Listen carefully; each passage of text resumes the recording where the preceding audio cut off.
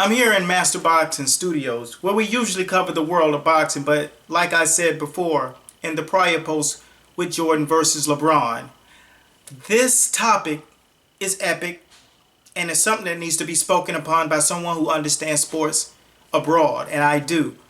And this topic is strong because it's Stephen Curry versus LeBron James, not heads up, but where these guys match up in history. And what can these guys bring to the table that the guys prior to them could not bring? Let me tell you something. Steph Curry is a problem. I don't even need my notes because I wanted to cover certain things, but I'm going to get right into the grind of this thing. Stephen Curry has something unique and it's great. For the fact of the matter, when you look at Stephen Curry, he's doing something that no one has seen before. The way that Michael Jordan tantalized the game, the way that LeBron James came into the game as a unique figure, running a point at 6'8". Magic Johnson had done it at 6'9" and won many championships doing it. Well, let me look at this. You want to compare guys? My last quote on the last video, and I hope you went to see it, the LeBron versus Jordan, whether these guys rank, not just where they rank, but the question that you should be asking instead of the questions that you have been asking. Is he greater than? And that wasn't the question that you should be asking. The question that you should be asking, even in this topic, LeBron versus Curry. Curry is good enough to make you forget about Reggie Miller, Mark Jackson, every three-point shooter from Craig Hodges, who won NBA three-point shootouts, nail shots at the buzzer, Steve Kerr, who had that dagger. You're looking at guys like Steve Nash, who played the role like no one ever could repeat that.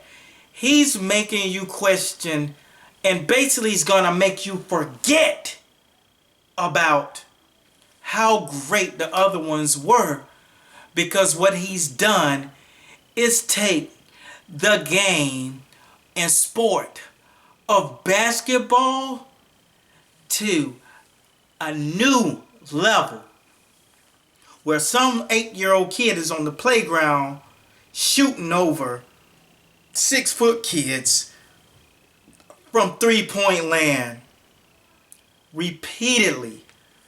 What Steph Curry is doing right now is absolutely historical, and it's trend setting for the future. Not only is he dribbling the ball nicer than Isaiah Thomas, penetrating to the hoop like Vinnie Johnson, and sweet off the glass, or let's just say off the finger roll like Iceman George Gervin. This kid is shooting from everywhere on the floor like it's a layup. And it's not the fact that he's shooting and it's going in. Have you acknowledged how it's going in? Like 99% of the time? All bottom hole nets, as we say at the park, the playground. He's dropping threes. Not just over people, but he's nailing the center of the net like he's standing above the rim, throwing it straight down. Can you answer that? That's taking things to the next level. He's going to make you forget the Pistol Pete American. He won't make you forget Magic Johnson, because Magic Johnson's game was just absolutely the standard for a point guard. But what he is going to make you forget is those who did it like he did it, like the Reggie Millers of the world, you will be able to compete or compare them the past couple of years.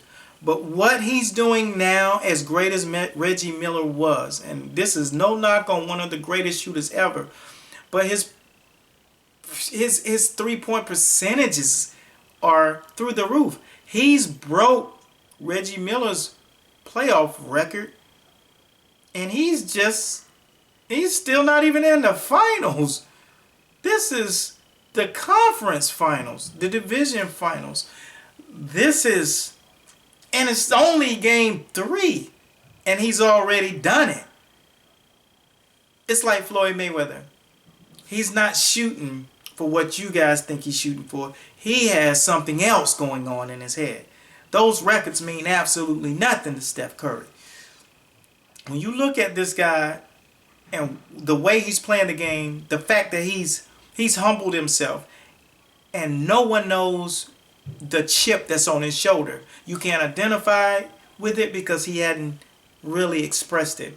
It's the same thing like Tom Brady. Tom Brady had a chip on his shoulder, but everybody knew what it was. Floyd Mayweather had a chip on his shoulder. Everybody kind of knows what it is on some level, but not all of it. That's why people can't really grip or connect with him outside of his fan base. You know, Magic Johnson, he didn't come into the league with a chip because he had just won a championship at Michigan. Everything was lovely. So Magic Johnson didn't come into the game with a chip. Magic Johnson came into the game with an astronomical game. So feel where I'm coming from when I speak to this. Steph Curry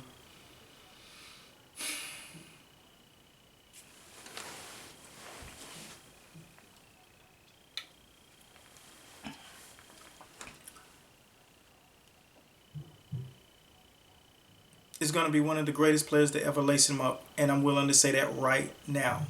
And it's not just because of the playoffs, because he's been doing this since game 1 when he came into the league. We just acknowledge those who are in the playoffs because they've made it to the playoffs and now they're on the largest stage. You know, and I'm guilty of not being able to follow the entire regular season like I used to before I had responsibilities. But I definitely follow it leading up to the playoffs and I also make sure I tune in to the All-Star game and leading up and finding out who is really relevant at this time. But when I see greatness, I know it because I've witnessed greatness on many levels and not just in basketball. When I say greatness, I'm talking about the individual.